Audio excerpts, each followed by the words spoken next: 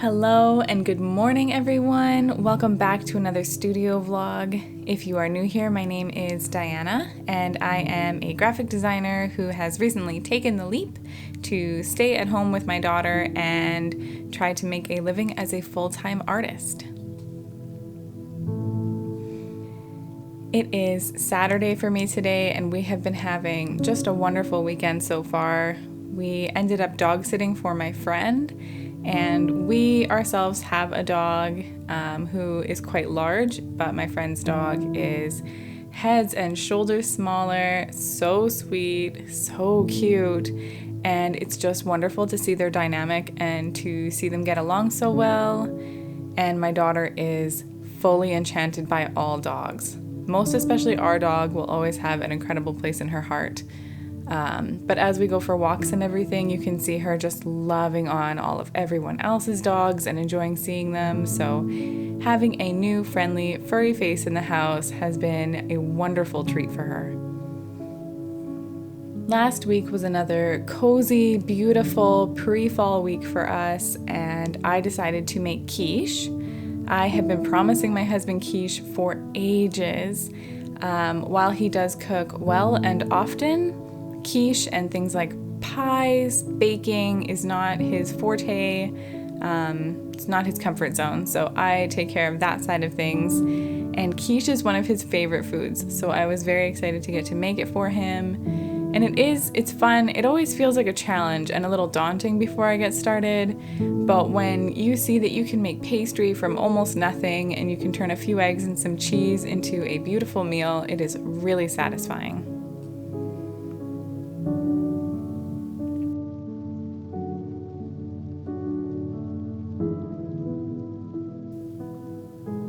I have also still just been loving spinning yarn and have been finding more and more time to spend at my wheel lately, especially right at the end of the day when I'm maybe a little too tired to take on anything major. It's very peaceful and a great way to relax right before bed. While I usually spin a lot of plain white wool, because that's what I have a lot of, lately I have been making some what is called roll eggs, just using my wool hand cards. So I've been taking these beautifully colored wools that my sister got for me for Christmas and my birthday last year, and I have been blending them together, rolling them up and spinning that. And it has been so satisfying just relaxing and spinning my yarn and getting to see these different colors coming onto the bobbin as I go along. It also has been really motivating me to continue spinning because I can't wait to see what this ball of yarn is going to look like at the end. I'm not sure what this yarn is going to be for yet. I don't have any kind of project in mind, but I figured I will spin it to what will hopefully be a fingering weight, and then I will just put it in my stash and be delighted when I find a project for it.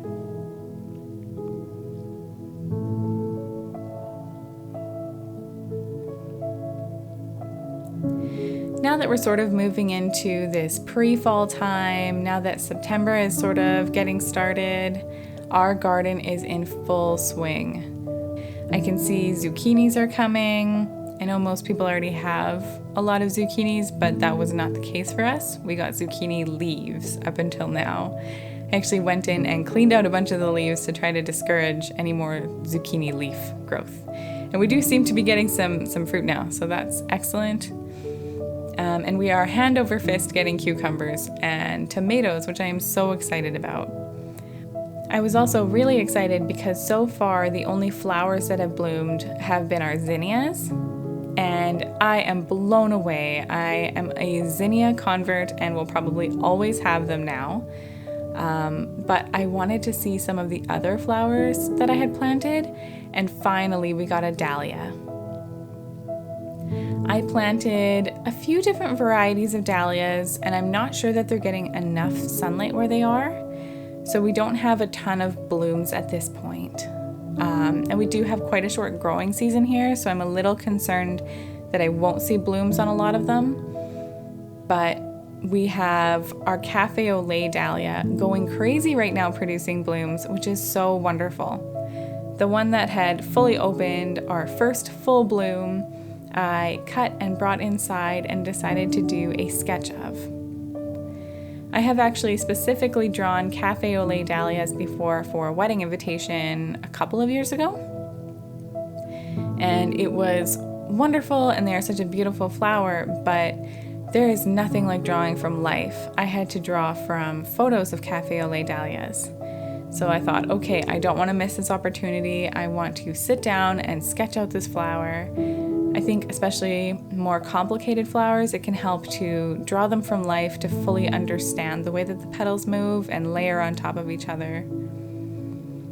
Sometimes I think if I only draw from photos, the illustrations that I do ends up looking kind of flat because I'm drawing from a flat image. So I was very grateful to get to sit down with a flower out of my very own garden and get this flower on paper.